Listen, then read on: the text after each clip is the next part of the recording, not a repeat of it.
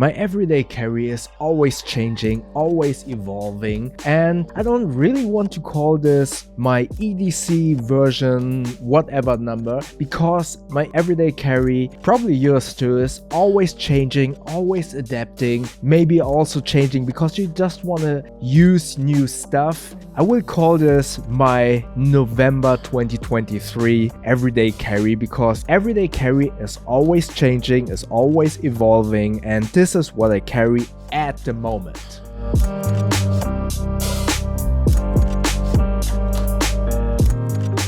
Everyday carry, or short for EDC, for those of you who are new to this kind of topic, is all of the stuff that you carry on an everyday basis, either in your pockets or in your backpack. Usually when we talk about everyday carry, we talk about those most important things that usually are in your pockets or in your sling bag. So this is what I carry on my body, let's say that way, every single day, because those are the most important things, like phone, wallet, keys, maybe a knife, a flashlight, and the stuff that you see here. I will start with my wallet. This is my Ekster wallet. In the past, I always said my favorite wallets are the Secret Wallet or the Ekster. But I switched back and forth, and I realized one thing about the Secret Wallet that I do not like, or why I would prefer the Ekster. Both of these wallets have this mechanism where you push this little lever at the bottom to fan out your most important cards. More importantly, the cards are inside an aluminum enclosing. So this is what the Ekster does. So the lever on the Ekster is this one. You push and it fans out your most important cards. The difference between the Secret and the Ekster is not only that the Ekster is slightly higher than the Secret, which is one of the reasons why I do like the Secret a little bit more. However, the Secret folds up like this, and here you can store your bills, which I do like a lot. Don't get me wrong, this wallet is amazing. However, between the Ekster and the Secret Wallet, you see one big difference. This folding or enclosure where you have two slots for cards and the bill section is loose. So you can see this. This is what happens on the Secret. It's not a big deal, but it still annoyed me a little bit when I switched back to the Secret Wallet. The Ekster, on the other hand, is only foldable once like this, and therefore there's not much way for the outer enclosure to kind of slide around like on the Secret. You see this? And the Ekster is fairly, let's call it, rigid in comparison. You also have one more slot. Here you have 2 slots for extra cards besides the main slot in the aluminum enclosing, and another slot out here. The downside is, for bills, you only have this elastic to fold up your bills and store them in here. That's what's better on the Secret, in my humble opinion. But this is, I kind of dislike this now that I switch back and forth, and I prefer this more rigid structure. And since I do not use that often cash, I only carry, as you can see here, 15 euros, that's it. So I don't really mind that I only have this elastic. That's why I switched back to the Ekster wallet and call this my favorite wallet. I love the Secret Wallet, but yeah, again, this annoys me a little bit. There is a version, my brother has the version where there is this securing button. That is cool. It will solve my issue with this kind of like sliding around, but I don't like to have a button just to open it up and get to my wallet. I do like this one-handability of these kind of wallets where I can just basically flip it open a little bit with my fingers, but also get to the stuff here a little bit faster. So that is why I prefer the Ekster wallet, and that is why this is in my everyday carry, or will stay in my everyday carry. I will review more wallets in the future, but I kind of like this much more. By the way, if you consider buying any of these items, I will put affiliate links in the description below. If you consider buying one of these items, if you use the affiliate links, you won't pay more, but you will support the channel with a small kickback of that sale. So if you do that, thank you very much. The next item that I always carry is a multi-tool or a knife. That being said, please know the laws in your country. In Germany, this kind of knife is not street legal. Therefore, I only, and I really want to emphasize this, I only use this at home to opening boxes, opening packages, and then cut up the boxes for recycling. I do not carry this while I am walking around town. This stays at home, but it's still an everyday carry. I work from home, so most of the time I am at home, therefore I consider this an everyday carry. This is the Civivi Elementum in the Ultem version. And I have to say, it's not my favorite knife. That is why I said in the introduction, your EDC is evolving, or you sometimes switch it up and want to use something different. I was kind of impressed by all of the social media pictures with knives, not this specifically, but there are a lot of pictures that use Ultem in everyday carry, which is this yellowish material for the scales for the handle. It looks amazing in pictures, and I would say this probably looks also great in this video, but in person it's not that kind of deep orangey yellow color like on most pictures that I have seen, but rather it's more of a yellowish color, which looks good, but not as good as I was hoping for, like in most Instagram pictures. That's definitely something you need to keep in mind if you consider buying a Ultem version of any item that you want to purchase in the future. The blade, the construction is great overall, but my version, I'm not sure if this is just on this version or a production error, I don't know, but this version, this specific knife, the ceramic ball bearings inside the pivot mechanism of this flipper, I don't know if they haven't been greased enough. I tried to re-grease it, but it still doesn't work. You see that if you don't use a lot of force, and the magnet in here that keeps the blade in place is also very strong, and if you don't use enough force, then it will just do this. It won't open fully. For instance, just as a quick comparison, this is the Civivi Gordo knife, and I used the same force to open this flipper knife, and it flips open much easier and much more satisfying. It flips up much easier. This Elementum, if you use a lot of force, then it will open, but if you just, it won't open completely.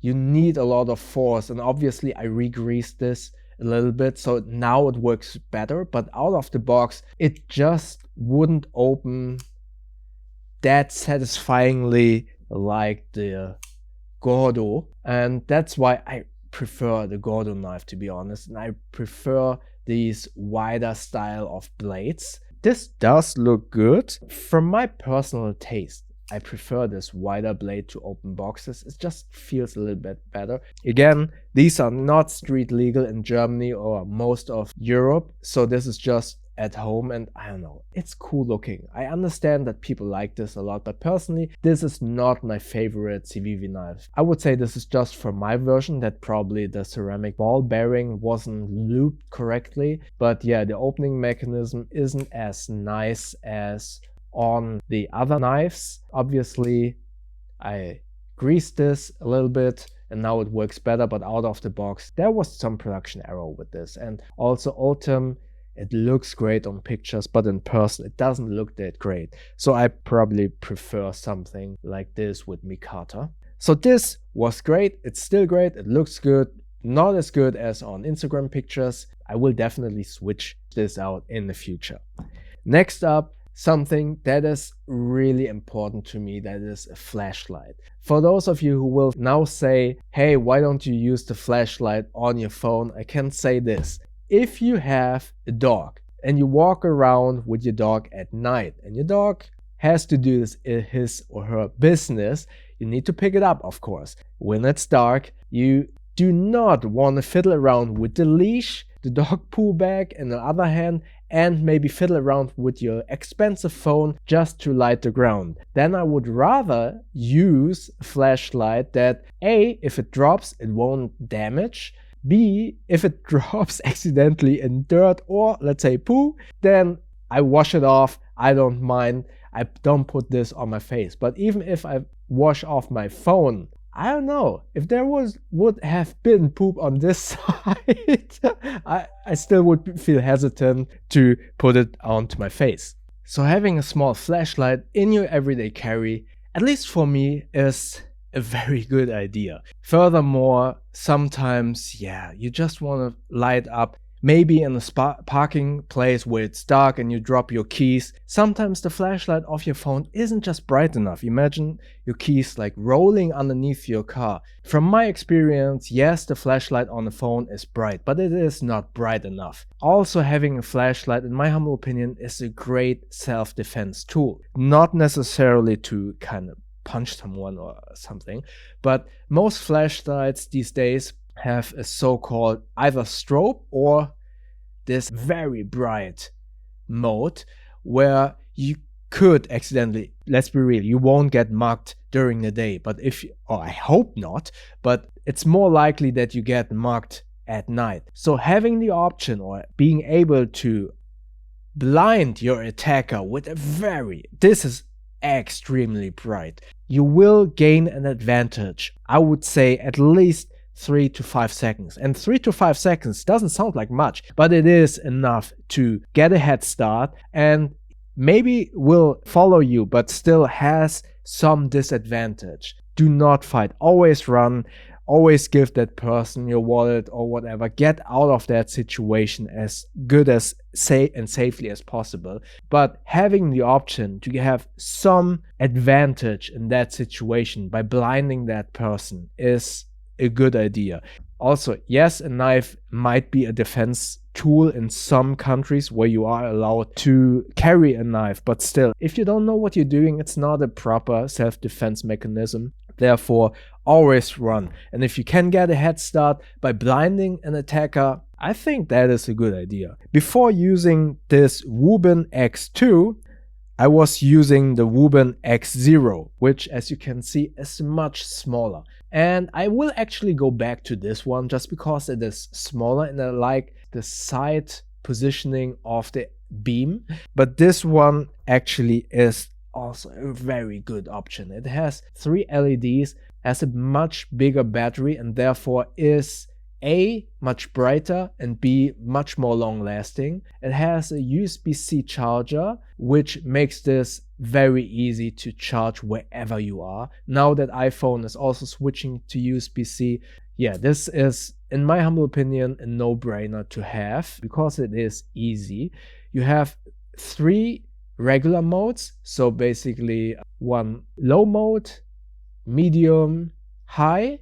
So these are the regular modes, and then you can double tap to have the ultra bright version. Tapping 4 times while it is off means it will go into key lock, so you can accidentally switch this on in your pocket. So unlock it, and then here you have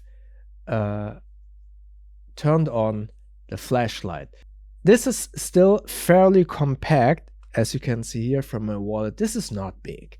It's not big. It's just bigger than the X0. Therefore, I will just go back to the X0 just because this is a little bit smaller. And this is actually built like a tank. I dropped this a few times and nothing happened to it. I can highly recommend these Wuben flashlights. If you want to have more power and a little bit more juice inside the battery, maybe because you are, I don't know, camping or anything, then I would go with this one. If it's just for everyday carry, this XO version is amazing. But this one I have been carrying for a while. It is great, but I will go back to the smaller version just because of the size difference. The next item, I usually wear my Samsung Watch 4 because I like to have the option of it waking me with vibration in the morning. But occasionally, I do like to wear regular watches. I prefer mechanical automatic watches, but now I kind of wanted to try this very durable, beefy Nixon Regulus watch. This is basically the competitor to a G-Shock,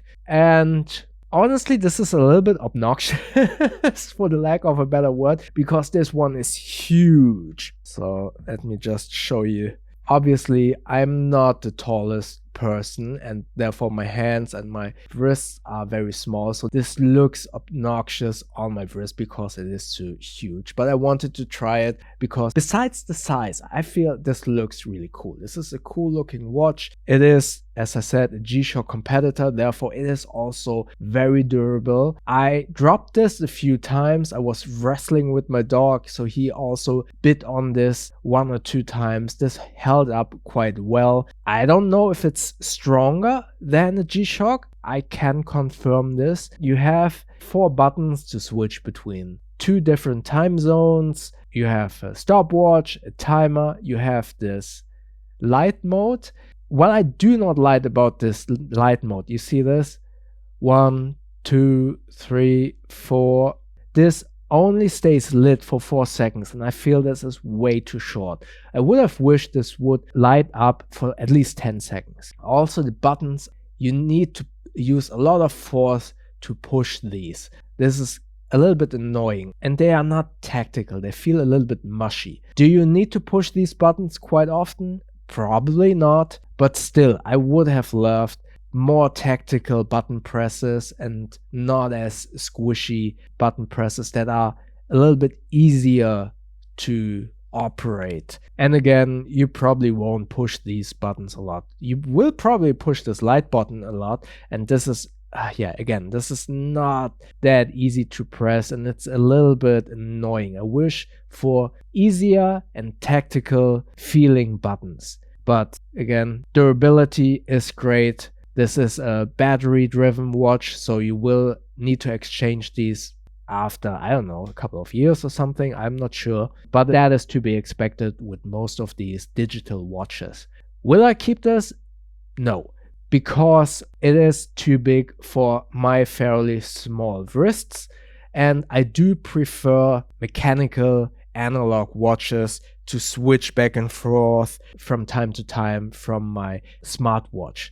Nevertheless, if you like digital watches and you want to have an alternative to a Casio G-Shock, then check out this Nixon Regulus watch. But for now, I will go back to a mechanical watch. And I would like to know from you, do you prefer mechanical watches, digital watches, or do you only wear a smartwatch like this Watch 4 or an Apple Watch? The next item that is always in my pocket is my phone. I recently switched from the Samsung S21 Plus to this Galaxy Fold 5. And honestly, I love this phone. This is an amazing phone because you can fold it up and have then this tablet experience. What I personally would say, if you are in the camp of, wow, that is an expensive phone, this is really expensive. I understand that this is a very expensive phone, and that is something that many reviewers have kind of criticized about this. However, I don't think this is a phone. I don't think you should consider this to be a phone, what you're paying for. In my humble opinion, you're paying for a computer, you're paying for a work tool or a tablet. You actually pay for 3 devices in one: a phone, a tablet, and a computer. This device has changed my workflow and what I carry for work immensely. I only carry this for work now because when I'm going to a client, usually they hire me to edit on their workstation. I don't need to bring my laptop. If I brought my laptop in the past, I only used it to watch YouTube in my breaks between my workload, listen to music, but more importantly, answer emails. And that was way too heavy and not necessary to carry around. So now I only carry this, fold it up, connect my Bluetooth keyboard up here that I carry with me anyways because I attach it to the client's workstation, and then I answer emails on this phone, listen to music, listen to podcasts, watch Netflix or whatever. Oh no, I canceled Netflix. But this has become my one and only work device, be it at work, on the road. Also, you type on this email so much faster if you go like this. It is so fast to answer emails, and this has improved my workflow, my production so much. And yes, if I would say, oh, I paid 1,500 euros for a phone, obviously that is way too expensive. You should not pay that much for a phone. But this to me is not a phone. This is my work device. This is my tablet, because I game on this. I watch movies sometimes if I'm just, I don't know, if I just don't care to switch on my TV. Or I watch series like, for instance, Ted Lasso on Apple TV. By the way, check out my second channel where I started reviewing some series on Apple Plus. I watch that on here because Ted Lasso doesn't require a huge screen. It's just about the story. There are no visuals or anything. I watch that on here. I watch YouTube videos. You can fold it up like this and put it on the table and use it as an impromptu laptop type on here if you like. Or you don't even need a stand because you can just lay it on a table and then watch it like this. This is amazing. This is, for me, this is my computer, this is my tablet, this is my phone. And with that in mind, this is totally worth it, in my humble opinion. 1,500 for a computer, tablet, and a phone. For me, it's totally worth it. I use this for work. This helps me with work. This improves my workload. Furthermore, this has a pen. And for me personally, this is a huge deal because I journal a lot on a Moleskine notebook. But that notebook is way too big to carry with me 24/7 in my pockets. It's a so-called DIN A5, which is about yay big. And that's too big for my pockets. I wouldn't need to carry it in my backpack. Therefore, I sometimes forget to journal. Now that I have the pen in my phone and use Samsung Notes to journal is amazing. I journal every day, every minute when I have something on my mind. I also started to include pictures in my journal, which was not possible in my Moleskine notebook. Now I can just journal on my phone. Wow, this is so dusty and dirty. Sorry about that. I was cooking a couple of hours ago, and yeah, I used this as my recipe book as well. So it was laying next to to the kitchen table where I was cooking, and now it is so messed up. So sorry about that. But again, using this as a device to read, to look up recipes is much easier on a bigger screen. And this is not dust resistant, but it is water resistant. So you can use it in the kitchen without problems. And yeah, I made some noodles, spaghetti and stuff like that. So this is some water from cooking. But again, going back to journaling, for me this has been such a great experience to actually journal on my phone wherever I am. This is amazing. For me, I understand this is a lot of money, and if you would argue this is just for a phone, yes, way too expensive. If you consider what you can do with this, what you can replace with this, from my personal experience and my humble opinion, the money spent is totally worth it. Downside is probably the weight. This is much bigger and much thicker than my other phone.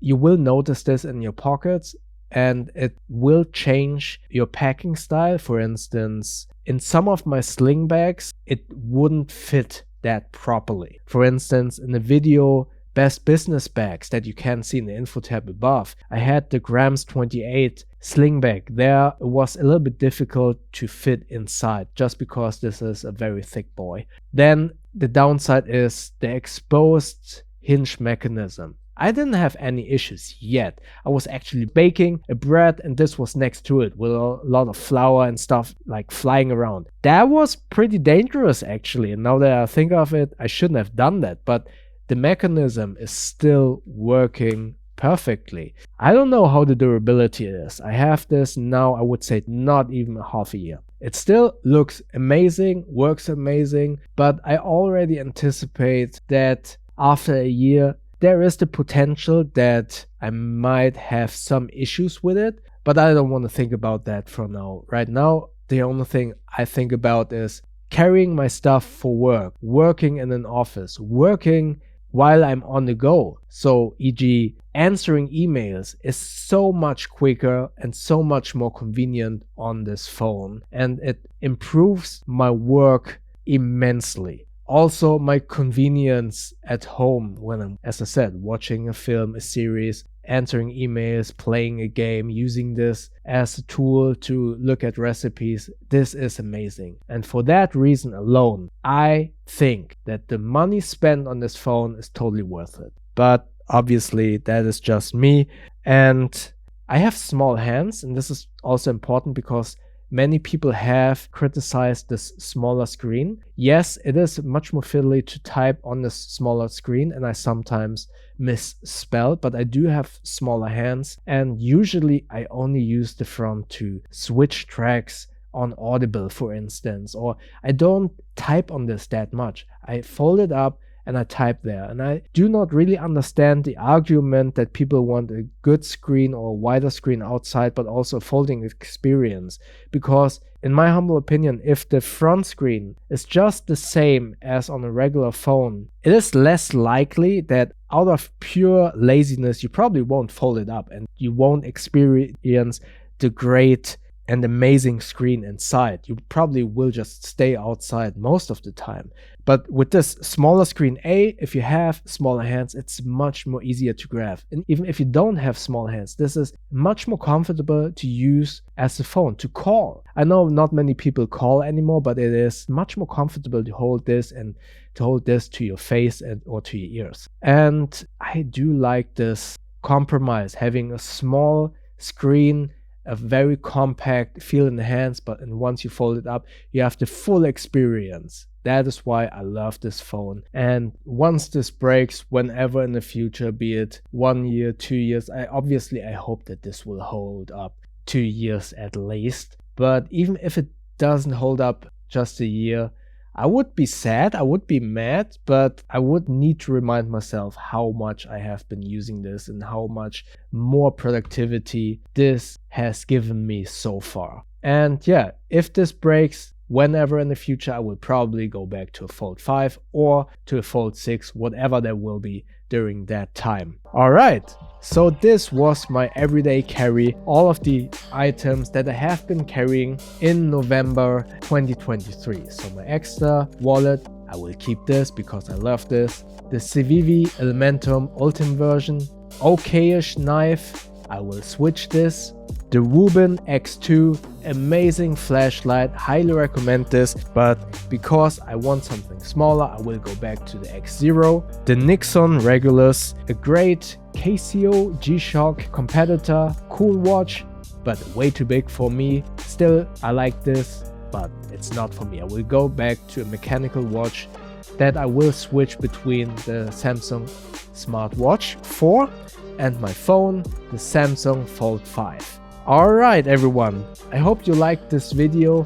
Please let me know in the comment section below, what is your current EDC, what are you using at the moment, what do you consider buying in the next few weeks or months to put into your EDC. And also, if you have any more questions, comment below, and if you enjoyed this video, click the like button, and please feel free to subscribe to my channel and click that little bell icon so you won't miss the next videos. Also check out my Instagram, second channel and podcast at You Know The Bow. Stay safe and healthy everyone, and I see you in the next videos. Thank you very much.